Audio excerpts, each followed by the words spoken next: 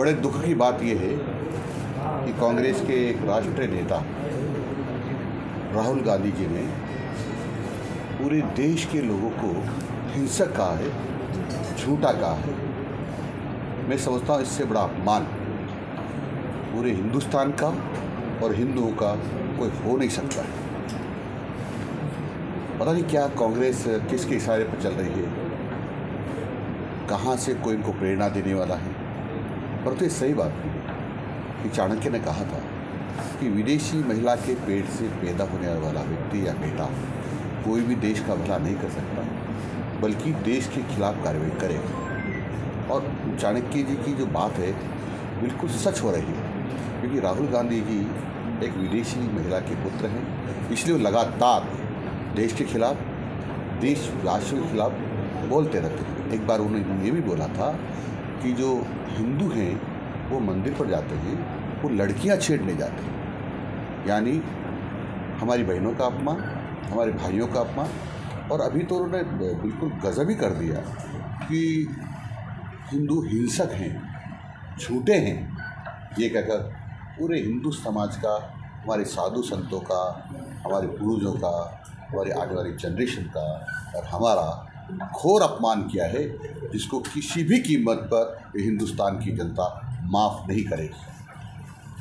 किरोड़ी लाल मीणा ने इस्तीफा दिया है, अब मंत्रिमंडल का विस्तार करते हैं। ये माननीय मुख्यमंत्री जी आपको बता देंगे। सर, आपने कहा था कि गर्मियों की जो छुट्टियां हैं उनमें शिक्षकों के तबादले हो जाएंगे, दोबारा स्कूल खुल गए हैं, अभी तक तबादले नहीं। तबादले जब करना प्रारंभ करेंगे आपको हम जानकारी दे देंगे, बता देंगे। क्योंकि हमेशा विधानसभा चलती है, उस बीच में कोई स्थानांतर नहीं होते।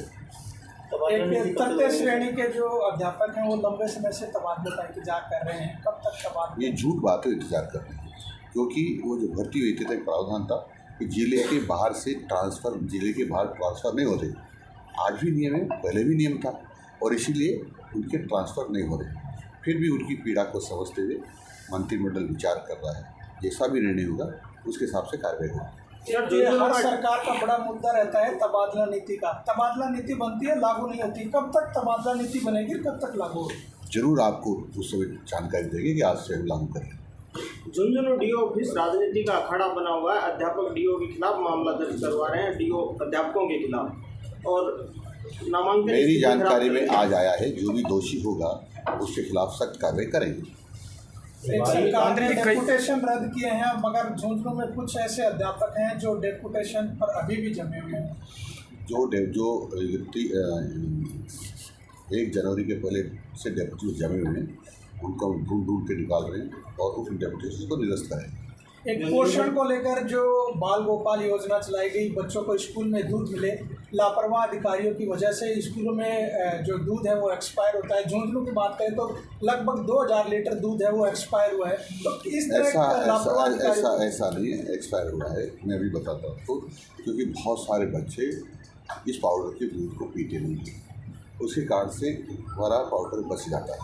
परंतु अब हम विचार कर रहे हैं कि इसका अल्टरनेट अच्छा क्या हो सकता है।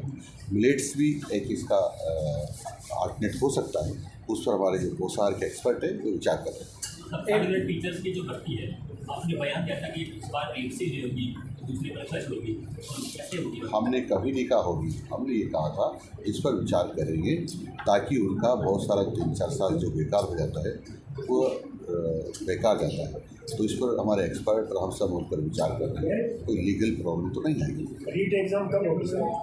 लगभग 1.5 साल हो गई।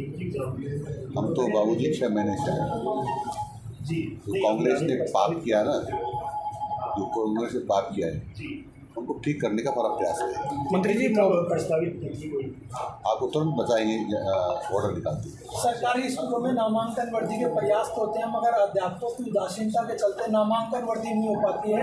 निजी स्कूलों के गुणवत्ता में उनके पास संसाधन में भी इजाफा है, फिर भी नामांकन वर्दी नहीं हो पा रही। बहुत से स्कूल ऐसे हैं जिनमें 0 से 5 तक के नामांकन। देखो, उसके कई कारण हैं। एक तो कई जगह मैंने देखा है कि 200 मीटर की दूरी पर विद्यालय खोल दी, उसकी ज़रूरत नहीं थी, सस्ती लोकप्रियता के लिए, तो वहाँ तो नहीं बढ़ सकते। और धीरे धीरे जागरूकता बढ़ रही है। लगातार सब माँ बाप चाहते हैं कि अपने बच्चों को पढ़ाएं, इसलिए कम से कम अब नई भर्ती होती है। जो पैदा होते हैं उस लायक हो जाते हैं उम्र के हिसाब से, उसमें जरूर वर्दी होती है, वो तो जरूर वर्दी होती है। लेकिन जैसा हम सोचते थे कि जो लोग अनपढ़ रह गए उनको भी ढूंढ ढूंढ के लाएं, वो वर्दी कम होती है। जो जब कम लोग रह गए, सब माँ बाप जागरूक हो गए कि अपने बच्चों को पढ़ाएं। क्या सरकार ऐसे विद्यालयों को चिन्हित कर मर्जर करने का काम करेगी जो 200 मीटर की दूरी के अंतराल में बने हुए? हम ऐसों को मर्जर भी करेंगे और जो ज़बरदस्ती डीमर्ज करते हैं उनको डीमर्ज भी करेंगे। जो सरकार के नियम बने हुए हैं कितनी दूरी पर कितने बच्चों पर विद्यालय होना चाहिए, उसके हिसाब से कार्रवाई करेंगे। एक अंग्रेजी जो विद्यालय खोले गए महात्मा गांधी, उनको लेकर है कि उनको बंद कर दें? किसने कहा अंग्रेजी विद्यालय खोले? एक बेवकूफ़ का नाम बता दो जिसने ये कहा और खोला हो एक विद्यालय बता दो जो अंग्रेजी खोला। इन्होंने नाम बदला है, एक विद्यालय नहीं खोला। न जिसके लिए कमरा बनाया, न जिसके लिए अध्यापक लाए, और एक बोर्ड लटका दिया, अंग्रेजी विद्यालय हो गया। अंग्रेजी विद्यालय वैसे हो जाते हैं क्या? ये जनता को बेवकूफ़ बनाने का षड्यंत्र रचा था कांग्रेस ने, जिसमें वो विफल हो गए। इसमें कुछ बदलाव हो गया? हम टीम बना करके एक एक्सपर्ट से दिखा रहे हैं, जो भी छात्रों के हित में होगा वो करेंगे। मंत्री जी, आपने मोबाइल वाला ये नियम लगाया था, टीचर्स कब तक इसको फॉलो करेंगे? चल रहा हो, जिस दिन से कहा उस दिन से हो रहा है। सर, झुंझुनू में पिछले दिनों में करंट लगने से सरकारी स्कूल में बच्चे की मौत हुई है। जांच कमेटी गठित कर दी गई, लेकिन शिक्षा विभाग के अधिकारी आपस में लड़ झगड़ रहे हैं, तो क्या जो भी उसकी रिपोर्ट आएगी उसके हिसाब से कार्रवाई करेंगे। प्राइवेट संस्थानों की जो फीस हो चुकी है उसकी कोई डेडलाइन है सरकार? क्या फीस जो ली जा रही है प्राइवेट शिक्षण संस्थान में, उसकी कोई सरकार? देखो सुन लो मेरी बात। 97.3% विद्यालय ऐसे हैं जो 5,000 रुपये से लेकर 15,000 रुपये तक फीस लेते हैं। 2.7 विद्यालय ऐसे हैं जो ज़्यादा फीस लेते हैं, लेकिन उसका एक कारण भी है कि उन्होंने उस पर काफ़ी इन्वेस्टमेंट किया है। पर हम बीच का रास्ता निकालने की सोच रहे हैं कि अभिभावक और जो संचालक है वो मिलकर के बैठ करके एक निश्चित फीस तय करें, ताकि किसी को भी नुकसान न हो, विद्यार्थियों को ज़्यादा बोझ न हो, लेकिन जो विद्यालय चल रहे हैं वो उनको भी परेशानी न हो। इसलिए मैं कहूँ तो अतिशयोक्ति नहीं होगा कि 97.3% विद्यालय तो केवल अपना खर्चा भी मुश्किल से चला पा रहे हैं, और वो जो विद्यालय हैं वो हमारे 85 लाख बच्चों को पढ़ा रहे हैं निजी विद्यालय, और हम सरकारी विद्यालय 82 लाख बच्चों को पढ़ा रहे हैं। इसलिए वो हमारी सहायता कर रहे हैं। इसलिए उनके बारे में हमेशा नकारात्मक भाव रखना भी ठीक नहीं है। जो अच्छा कर रहा है वो अच्छा करना चाहिए, जो बुरा कर रहा है उसको बुरा करना चाहिए। लेकिन मुझे बहुत खुशी है कि वह भी बच्चों को अच्छी तरह पढ़ा रहे हैं। शिक्षा के क्षेत्र में कोई नया नवाचार करने की योजना? आपके सुझाव मांगेंगे और आप सुझाव देंगे सारे पत्रकार बंधु, उसका निष्कर्ष निकाले कार्य करें। बच्चों की जो बायोमेट्रिक हाजिरी करते हैं, बायोमेट्रिक जैसे अध्यापक होती है वैसे, तो आपके सुझाव आए हैं, उस पर एक्सपर्ट से बैठ कर विचार करेंगे। कोचिंग संस्थाओं में बच्चे हैं, जो स्कूल हैं वहाँ सभी बच्चे पढ़ रहे हैं, कोचिंग में बातें जा रही हैं, आपने हाजिरी सिस्टम करके। अब कोचिंग में जाते कि नहीं जाते बच्चों से हमारा लेना देना नहीं, हमारे तो बच्चा हमारे पढ़ने आना चाहिए। शेष समय में कहाँ पढ़ाई करता है? कोचिंग में चले जाते हैं आते बच्चे प्राइवेट। आप जी नाम लिख के दे दो, पता है या तो आप भी डरते हो, आप तो निष्पक्ष है ना।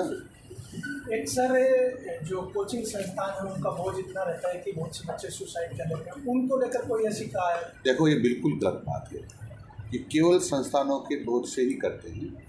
इसमें संगत का भी एक भाग है, एक भाग है माँ बाप का। माँ बाप भी उसकी अपेक्षा से ज़्यादा उसकी क्षमता से ज़्यादा अपेक्षा करते हैं, तो ठीक नहीं। कई बार हर बात ऐसे मुझे कौन सी रैंक चल रही थे, दिन में 3 बार और पढ़ो। हर बच्चे की एक जैसी क्षमता नहीं होती है, और उसको क्षमता के हिसाब से उसको सब्जेक्ट दिलाना चाहिए, उसकी क्षमता के हिसाब से विचार करना चाहिए। केवल डॉक्टर इंजीनियर बनना ही कोई एक रास्ता नहीं रह गया है। बहुत सारे ऐसे काम हैं जो उसी तरह आर्ट्स पढ़ कर भी BA पास करके भी कलेक्टर बना जा सकता है। उसके भी और सारे रास्ते। शिक्षा बोर्ड और CBSE हाँ बोर्ड के आधार पर एडमिशन और परीक्षा की जरूरत कहाँ है? क्या है? गन्ने और इंजीनियरिंग की जो परीक्षा हो रही है उसके लिए वो हायर एजुकेशन का मामला है, उनसे बात कर लेंगे। 10वीं बार युवा हायर एजुकेशन का मामला है ना कॉलेज में। बोर्ड की बात कर रहे हैं। नहीं एडमिशन में चाहिए, वो बोर्ड में नहीं होता, सरकार उनसे पूछो हायर एजुकेशन की बात कर।